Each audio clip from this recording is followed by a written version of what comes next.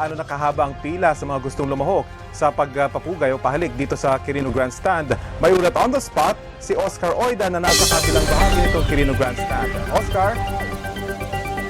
Yes, Rafi, kahapon nag-live rin tayo dito sa Balitanghali, dito sa Quirino Grandstand, kaparehang oras. At kung kahapon, nasa 300 meters pa lamang yung haba ng pila mula dun sa entablado kung saan nangyayari yung pagpugay o pahalik hanggang sa bago sumapit ng Roas Boulevard.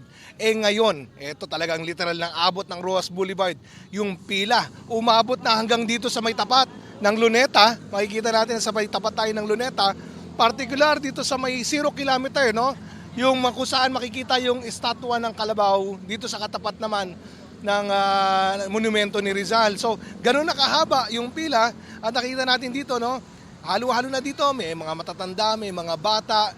Hindi na iniinda yung matinding init ng araw. Kanina medyo nabanggit mo, sabi mo medyo kulimlim.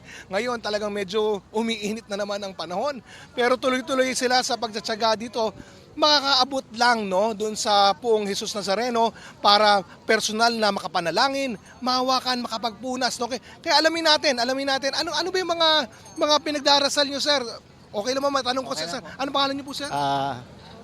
Rufino Luzon. Ayan, matanong ko lang po, ano po ba yung mga balak niyong ipagdasal pag nakaabot na po kayo doon sa Una pahali? kong pagdadasal yung dialysis ng misis ko.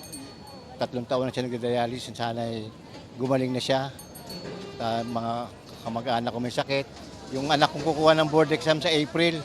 Ayun, at sana laging mas malusog ng buong pamilya. Ayan, okay. Kaya titiisin na lang ang pila. Opo, titisin lang. Talagang sakripisyo para makuha yung minimiti natin kay Poong Nazareno. Medyo mainit ang panahon, mahaba ang pila, hindi naman makakamasama kay misis. Hindi naman po, kakayanin. Sa tulong ng Diyos po. Medyo talagang tatag lang ng Tatag konti, lang, ano? oo. Okay, maraming salamat, sir. Okay, dahil nga nabanggit natin, no, mainit yung panahon, mahaba yung pila, sinasamantala naman ito ng pagkakataon ng ilang mga negosyante dito. May mga nagbebenta na ng mga payong, ha? Bukod yan, dun sa mga nauna natin nabanggit na may mga binibentang mga kalendaryo, mga tuwalya, panyo, no, ng Poong Jesus Nazareno. At marami na rin, mayroon na rin nagbebenta ng mga pagkain, no, dahil nga yung mga tao dito nakapila, hindi na rin naman nila maiwan yung pila para bumili pa ng pagkain. Ayan, may mga naglalako na rin dito. As of the moment, Rafi, ayon sa mga pulis na nakausap natin, yung estimated population dito sa area ng Quirino Grandstand kung saan naroon tayo ay nasa mahigit 14,000 na raw. Hindi lang yung mga nakapila, kundi sa paligid.